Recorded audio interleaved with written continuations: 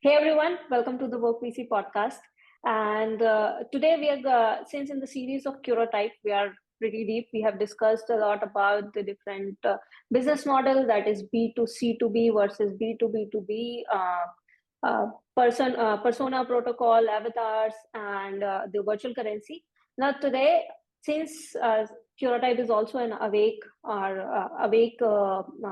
ecosystem, we still follow the strategy of build in public and build together. But Amit, let's talk about how do you relate. Let's start with build in public to the strategy of doing business as B2C2B. How do you correlate both of them? Yeah, so B2C is a consumer-focused effort, and a lot of times that is a two-pronged approach. You try to get paid advertising that drives it, and also organic, community building that ultimately is what you're after.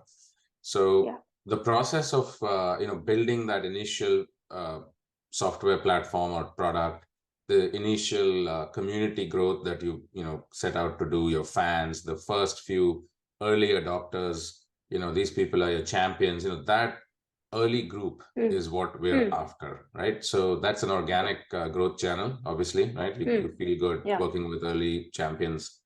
So it's a natural way to build any business. With the long-term ambition of building a B2C opportunity or outcome, to seed this early is what the goal is, right? So to seed a B2C community early, that is not really the final community, but it's the early adopter community. They will work with your bugs and with all the stuff. They just care about the team, the product, the excitement, whatever it is. That should be how we launch anything. We talk about what we're building. We share our lack of knowledge. We share our goal to learn and to learn by failing and doing and sharing, right? So that is what that initial build in public piece is, as well as the community building piece, which is sort of focused on the B2C. But because it's early and because it's still evolutionary and so on, you can also have B2B conversations in there, right? So you can have B2B and B2C conversations going on.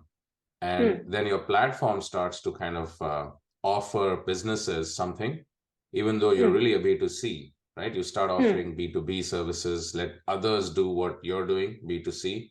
That allows people to build together with you their own B2C experiences with the technology and with their business and their communities and their everything, right? So it becomes a network of networks.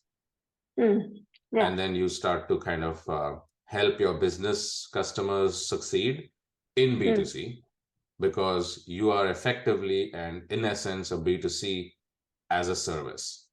But it means you're B2C. B2C as a service doesn't mean that you're not B2C, right? It means you're B2C. It's just that you're doing it for others. And now you may also be doing it for yourself, which means your own little B2C application or aggregation is part of the B2C landscape of everybody's B2C effort. So it's really B2C. Through a B2B channel, you're now letting everyone launch these things, right? So you have multiple communities, multiple interconnected networks that really you're after, right? Okay. And it also put together and summarizes the build together concept as well, because as you mentioned, there are multiple communities there, and even like when you're starting up, these are early adopters. Your initial community are early adopters. So you will be building your entire platform with them together, with their feedback and in public eye and getting feedback, doing things. And I think the same strategy of building together is applicable for the B2B channels as well, or B2B distributions as well. Yes. There also the same sort of strategy can be followed, where the early adopters or the early community builds the thing together with very frequent feedback loops, and everything is going on in public. Okay, that makes a lot of sense, and it's actually a very, very good strategy, and cross learning as well among all these small communities. There's a lot of cross learning that can go. Something that we learned in the B2C app can directly be applicable to one of the B2B channels, or one of the Or all of them. B2B branch, Yeah. or all of them, or all of them. Yeah. And So you vice rapidly learn. versa. Yeah. Yeah, you very, I mean, you very can rapidly. take Sharp Type, right? Like we talk to people in, as you know, you guys, all of us talk to people in, Western vertical of cowboys and, other types of products and services to, use products in general categories to, wellness to, travel to so many different things. So imagine how much learning there is when you bring together all of these aspects of people's lives, right? It's the same people ultimately that have all these needs. Yeah.